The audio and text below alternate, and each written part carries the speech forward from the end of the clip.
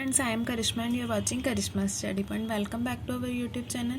आज हम बात करने जा रहे हैं बीकॉम सेकेंड ईयर के एसओएल और एनसीवेब के subject income tax and auditing के बारे में।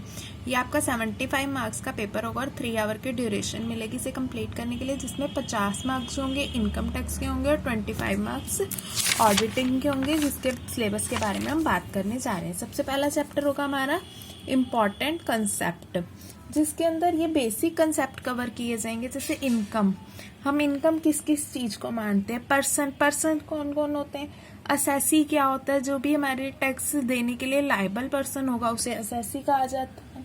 असेसमेंट ईयर क्या होता है, जो ईयर चल रहा है वो असेसमेंट है, जो प्रीवियस ईयर बीत चुका है उसमें जो हमने इनकम कमाई उसका टैक्स भरना, वो सब हमें सिखाया जाएगा। ग्रॉस टोटल इनकम हमें कैलकुलेट करनी सिखाई जाएगी, और टोटल इनकम कैसे निकालते हैं, मार्जिनल रेट कैसे निकालते हैं, maximum marginal rate of tax, ये सब आपका फर्स्ट चैप्टर में कंप्लीट हो जाएगा, कवर अप हो जाएगा। सेकंड है कैपिटल एंड रिवेन्यू रिसिप्ट।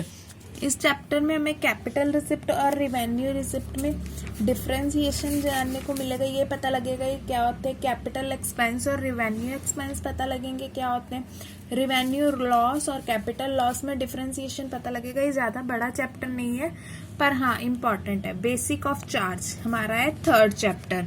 इस चैप्टर में हमें देखने को मिलेगा चार्ज ऑफ इनकम टैक्स। ये हमारे सेक्शन 4 टू लेके सेक्शन 9 तक कवर करेंगे। सेक्शन 4 टू सेक्शन 9 हमारे कवर किए जाएंगे इसमें। और सेक्शन 4 है हमारा चार्ज ऑफ इनकम टैक्स।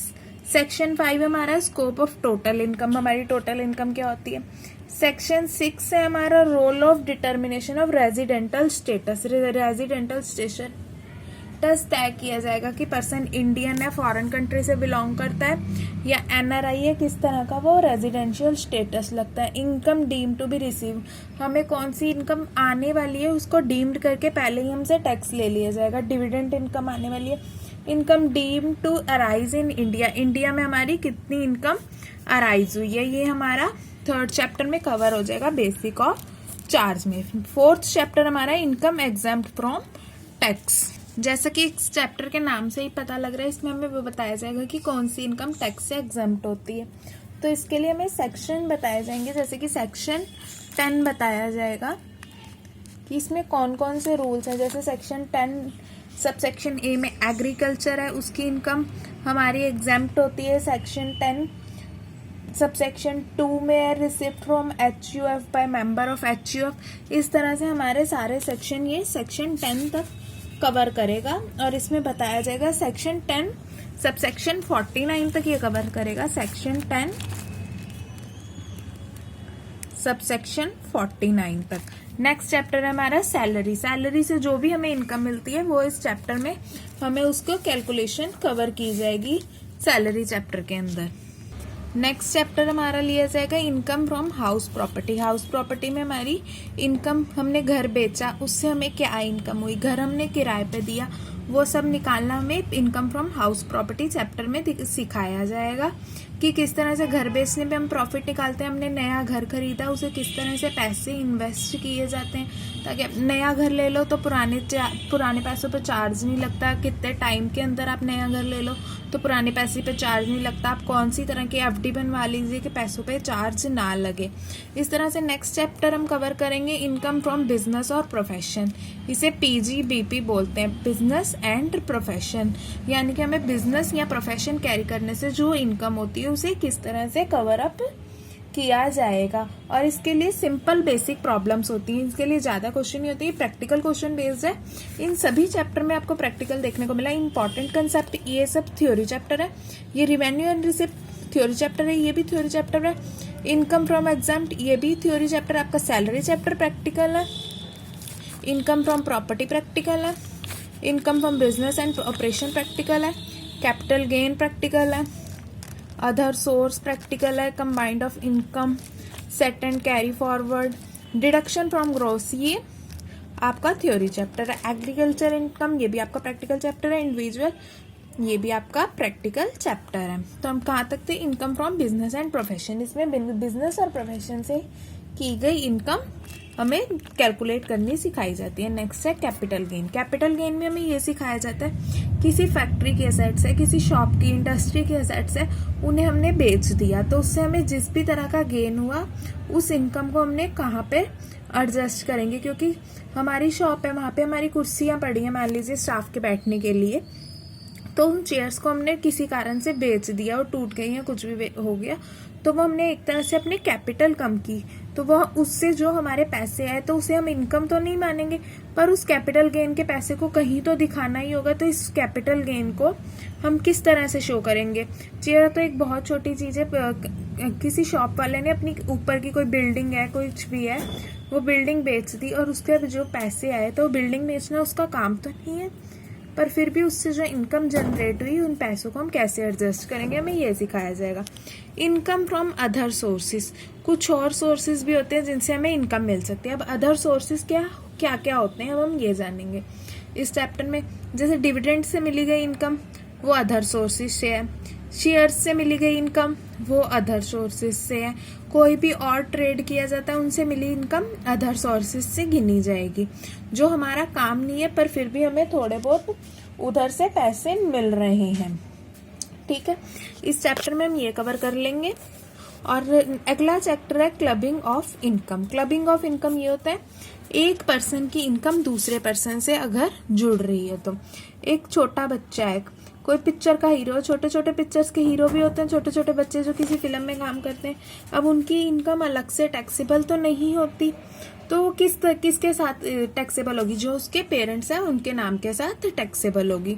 तो किसी पेरेंट्स की, फादर के नाम के साथ अगर बच्चे की इनकम टैक्सेबल हो रही है तो उससे किस तरह से टैक्सेबल करेंगे, किस तरह से उनकी फादर की इनकम कैलकुलेट करेंगे बच्चे के नाम पे। वाइफ की इनकम अगर हस्बैंड के नाम पे हो रही है, किसी माइनर की इनकम अगर फादर के नाम पे हो रही है तो उसे किस तरह से कैलकुलेट किया जाएगा, ये हमें क्लबिंग ऑफ इनकम में सिखाया जाएगा। नेक्स्ट चैप्टर है set of and carry forward the law.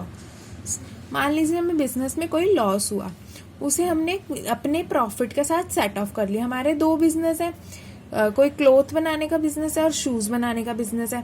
हमारा क्लोथ बनाने में तो हमें प्रॉफिट हो गया और शूज बनाने वाली फैक्ट्री पे हमें लॉस हो गया, तो हम उस लॉस को क्लोथ बनाने वाली फैक्ट्री के प्रॉफिट के साथ सेट ऑफ कर लेंगे।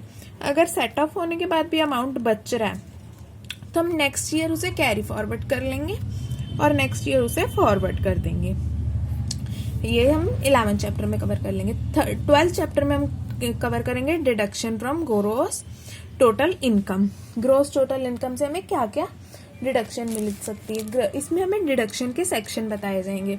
हमारी जो भी इनकम कैलकुलेट हुई, सैलरी से कैलकुलेट हुई, बिजनेस से कैलकुलेट हुई या हाउस प्रॉपर्टी से कैलकुलेट हुई, प्रोफेशन से कैलकुलेट हुई, जिस भी तरह से जो भी इनकम हमारी आई उसमें से मान लीजिए अगर हमने 80C, 80E, 80D इन सब के अंडर कोई भी हमने काम कर लिया, जैसे 80C यानी कंट्रीब्यूशन के अंतर्गत हमने कोई PPF खुलवा लिया, कुछ भी खुलवा लिया, तो वो सारे हमें डिडक्शन अपनी इनकम के टैक्स देने से मिल जाएगी।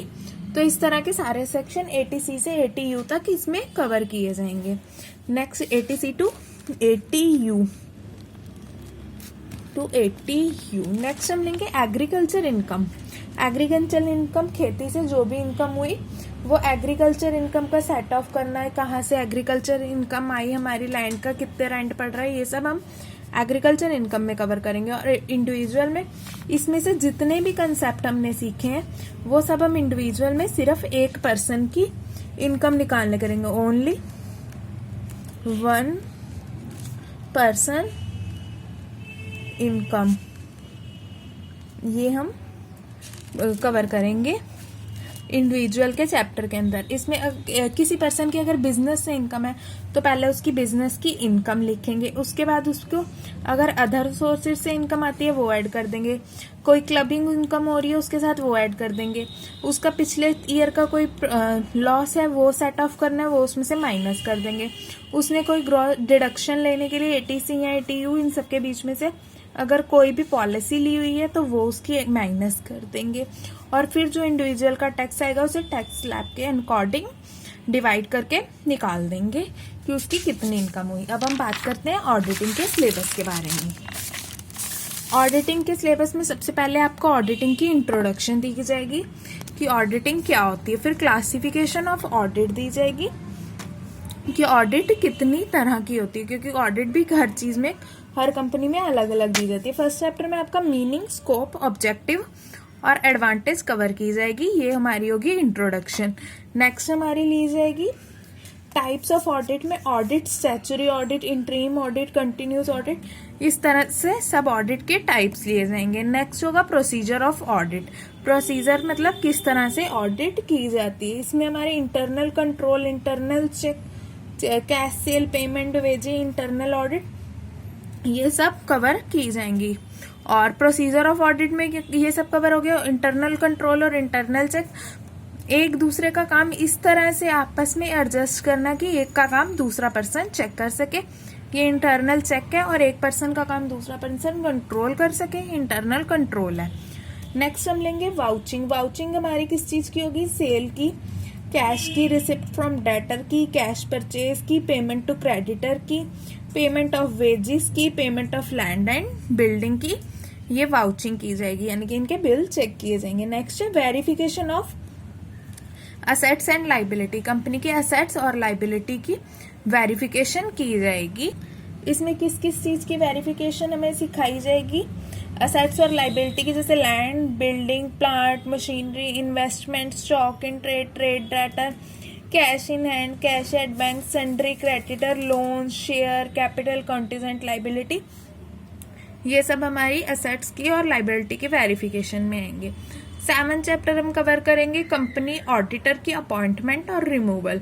कंपनी के ऑडिट करवाने के लिए किसी कंपनी के ऑडिटर की भी जरूरत पड़ती है, इसलिए उसकी अपॉइंटमेंट किस तरह से की जाती है और उसको हटाया किस तरह से जाता है। इसमें कंपनी की ऑडिटर की क्वालिफिकेशन, राइट, ड्यूटीज क्या क्या होती है, ये सब हम इस चैप्टर के अंदर कवर करेंगे। तो फ्रेंड्स, अगर वीडियो अच्छी लगी हो तो वीडियो को लाइक कीजिए, शेयर कीजिए, चैनल को सब्सक्राइब कीजिए ताकि आपको आने वाली हर वीडियो की नोटिफिकेशन मिल सके। And thanks for watching friends.